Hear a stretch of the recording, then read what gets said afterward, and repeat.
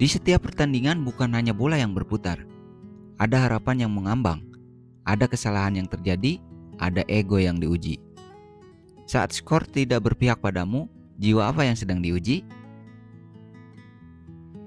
Kita ambil contoh sebagai evaluasi untuk diri kita antara pertandingan semalam Persib Bandung menghadapi Selangor FA.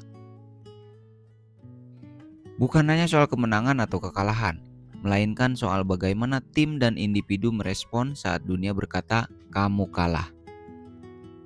Jangan berhenti menonton sekarang, karena di menit-menit selanjutnya kita akan mengurai bagaimana kekalahan bisa menjadi batu loncatan, bukan tembok.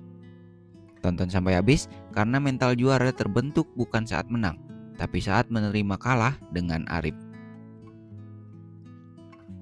Ketika skor akhir tidak berpihak, kamu mungkin merasakan dua hal sekaligus, kegetiran dan kebingungan. Kamu bertanya, kenapa aku? Dan apa yang salah?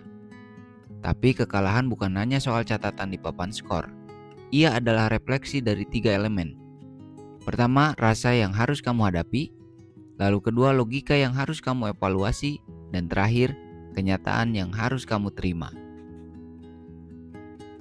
Marah, sedih, malu, itu adalah hal yang manusiawi.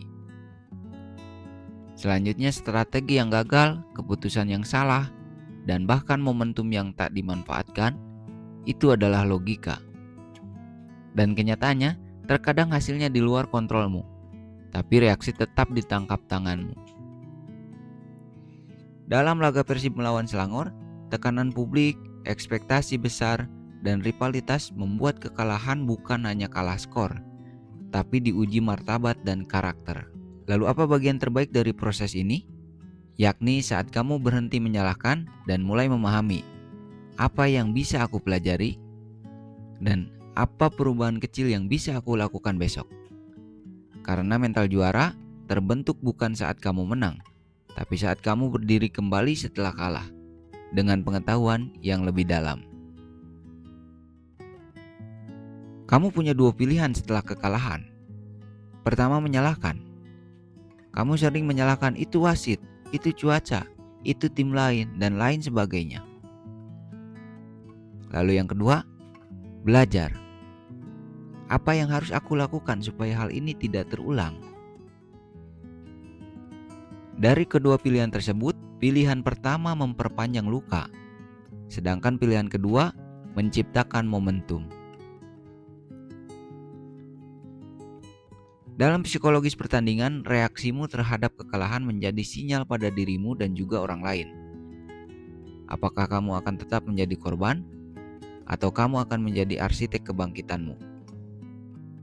Contoh Persib, ketika tekanan tinggi dan media ramai, kualitas karakter tim diuji.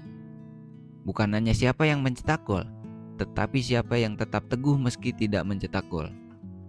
Pelatih, pemain, supporter, semuanya punya bagian. Reaksi buruk bisa merembet ke moral tim. Reaksi terukur bisa menjadi awal transformasi bersama. Jadi saat kamu kalah, dengarkan satu suara. Bagaimana aku bangkit esok hari? Kekalahan yang dihadapi dengan benar akan menjadi salah satu bahan bakar terkuat dalam hidupmu. Kamu akan menggunakan dua hal untuk bangkit. Pertama, refleksi. Tindakannya menanyakan apa yang bisa aku ubah. Lalu aksi. Mulai dari langkah kecil hari ini. Di lapangan pemain Persib mungkin kehilangan gol, kehilangan momentum, atau tekanan bobotoh. Tapi setelah peluit, mereka punya pilihan. Pulang dengan kepala tertunduk atau pulang dengan komitmen yang lebih kuat. Kehidupan juga sama. Impianmu bisa tertunda, tapi bukan berarti pupus. Kamu tidak akan hanya belajar cara berdiri. Kamu belajar cara berdiri dengan martabat.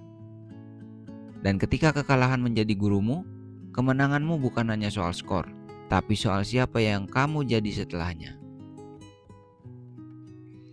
Kekalahan tidak hanya milik pemain dan pelatih. Ia milik seluruh ekosistem. Tim, manajemen, supporter, media, dan orang-orang yang terkait di dalamnya. Ketika Persib Bandung kalah atau setidaknya mengalami tekanan besar saat melawan Selangor, nilai sesungguhnya bukan hanya di statistik, Nilai itu ada di kesadaran kolektif. Apakah tim masih bersemangat? Apakah supporter tetap menunjukkan dukungan? Apakah media memberi ruang pembelajaran, bukan hanya kritik? Supporter yang tetap berdiri di tribun bukan karena kemenangan, tapi karena cinta yang tidak bersyarat. Tim yang tetap latihan keras bukan karena laga berikutnya akan mudah, tapi karena karakter mereka dibangun dari dasar. Menerima kekalahan secara bersama-sama itu adalah pondasi kebangkitan yang paling langgeng. Karena ketika satu bagian patah, bagian lainnya menopang. Kami semua bagian dari cerita. Bukan hanya saat di puncak, tapi juga saat di lembah. Dan di sanalah kekuatan nyata terbentuk. Ingat, kekalahan bukan akhir, tapi babak baru.